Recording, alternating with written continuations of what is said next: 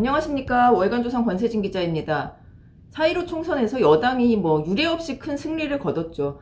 승리에는 여러 가지 요인이 있었을 겁니다. 근데 모두들 아시겠지만 여당이 잘해서 그렇게 이겼다고 생각하시는 분은 그렇게 많지 않을 것 같고요. 잘해서 이겼다기보다는 악재를 잘 관리했다. 저는 이렇게 생각을 하는데, 미래통합당이 이제 막말이나 잇따른 악재에 좀 정신을 못 차리는 상태였습니다. 그랬는데 더불어민주당은 선거 판세에 큰 영향을 줄 수 있는 큰 악재를 꽁꽁 숨겼습니다. 이렇게 잘 숨기기도 힘들 정도로 숨겼습니다. 보통 악재라고 하면 막말, 성추문, 부동산, 자녀 문제 이런 것들이 있죠. 이 중에 민주당은 큰 두 가지를 겪었습니다. 성추문과 부동산 문제를 선거 전에 충분히 인지를 하고도 이를 덮었습니다. 숨기고 덮고, 이 두 가지는 이제 유권자들에게 엄청난 민심 이반을 갖고 올 수 있는 소지입니다. 첫 번째는 이제 오거돈 부산시장의 여직원 성추행이죠.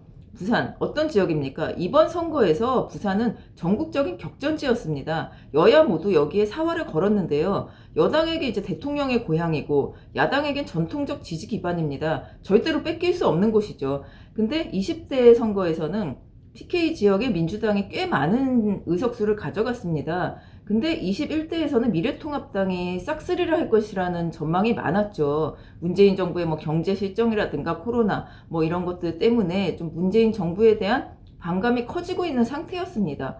그랬는데 이때 오거돈 시장의 성추문이 나왔다면 어땠을까요?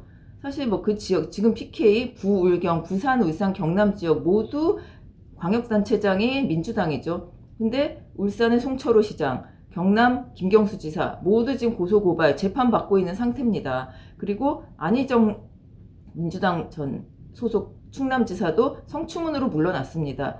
이런 여러 가지를 엮어볼 때 오거돈 시장이 성추문 문제가 나왔다면 모든 걸 엮어서 이제 민주당 이제 좀 이런 분들의 성추문이나 비리, 도덕성 문제 이런 게 아주 커졌겠죠. 그러면서 PK 지역에서 민주당에 좀 불리한 여건을 겪게 되지 않았을까, 이런 예측은 충분히 가능합니다. 그리고 여태까지 최근 들어서 나온 미투라든가 성추문 사건, 안희정 지사, 민병두 의원, 정봉주 전 의원 다 민주당입니다. 이런 식으로 이제 도덕성의 치명타를 입을 수밖에 없게 된 거죠. 근데 이 모든 걸 세트로 해서 민심이 동요할 가능성이 있었습니다. 오거돈 시장은 후보는 아니지만 이 시장이 그런 일을 저질렀다는 거. 그리고 그때 맞붙었던 서병수 시장은 후보로 나왔었고요.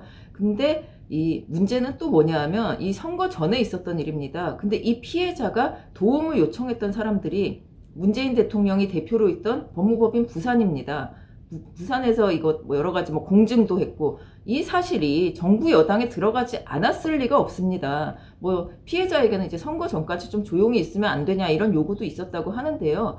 이 사실을 이렇게 철저히 숨기기도 힘듭니다. 사실 지역 언론도 있고 한데 이런 게 어떻게 이렇게 알려지지 않았을까? 이거 역시 그들 말대로 힘 있는 정부 여당이기 때문에 가능했던 일이 아닌가, 이렇게 좀 예측을 할 수 있고요.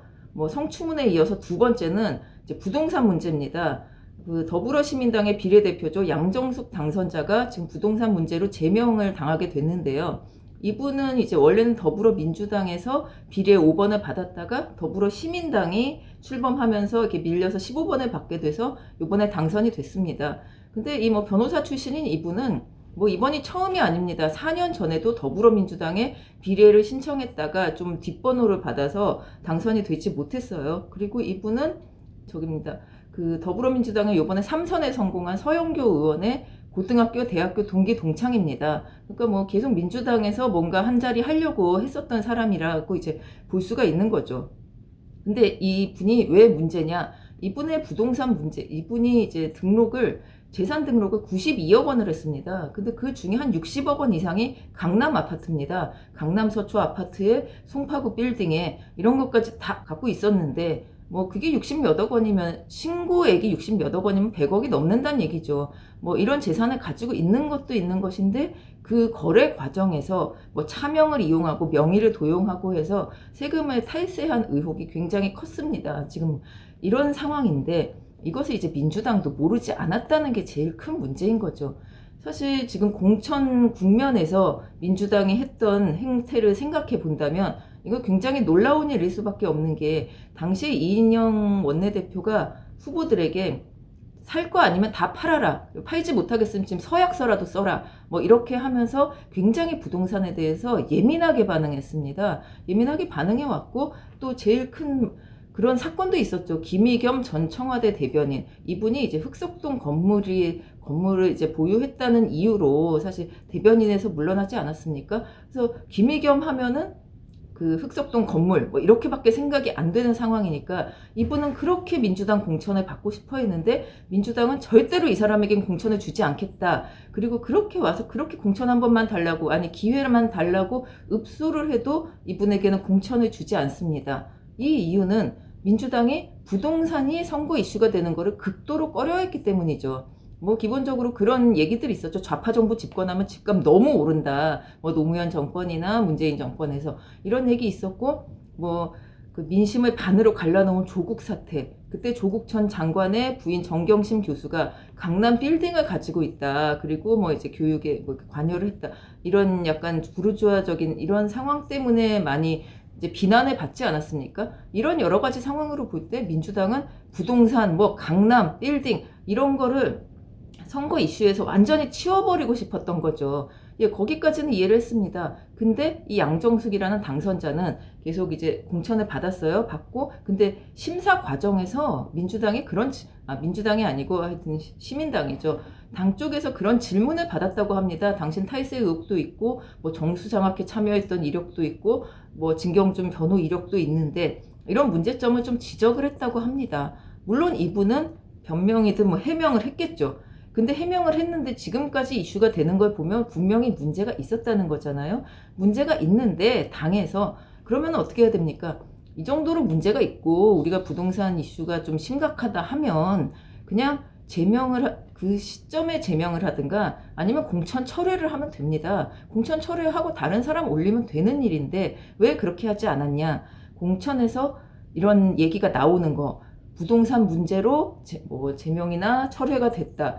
이런 얘기를 이제 극도로 꺼렸던 것 아니냐 이거죠. 그냥 제명해도 될 문제를 뭘 이렇게 질질질 끌고 오고 숨기고 해서 이제 와서 들통이 났는데 뭐 이미 선거는 끝난 건 아니겠습니까? 좀 이런 어영부영 넘어가려고 한 거. 대충 덮고 이기면 끝나지 않느냐. 뭐 이런 것들이 좀 이런 이중잣대. 이거는 뭐 그렇게 성추문은 안 된다. 부동산은 안 된다. 이래 놓고 정작 실수도 할 수 있고 뭐 잘못도 할 수 있습니다. 그럼 인정하고 책임지고 넘어가면 되는 거죠. 근데 민주당은 공천 번복이라는 사례를 가지고 언론의 공격을 받는 게 싫었던 거고 그리고 부동산 문제, 성추문 문제가 이슈가 되면 우리가 선거에서 불리하다. 이 생각밖에 없었던 것 아니냐. 좋은 사람을 공천하고 좋은 뭐 정치를 펼치느냐 이런 것보다는 일단 덮을 거 덮고 이겨야겠다. 뭐 이렇게 생각을 한 것이 아닌가 뭐 이런 생각이 드는데요.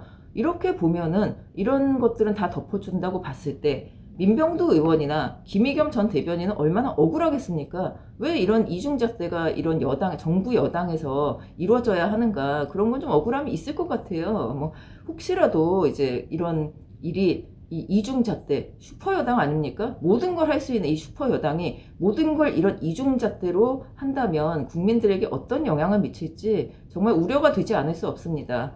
감사합니다.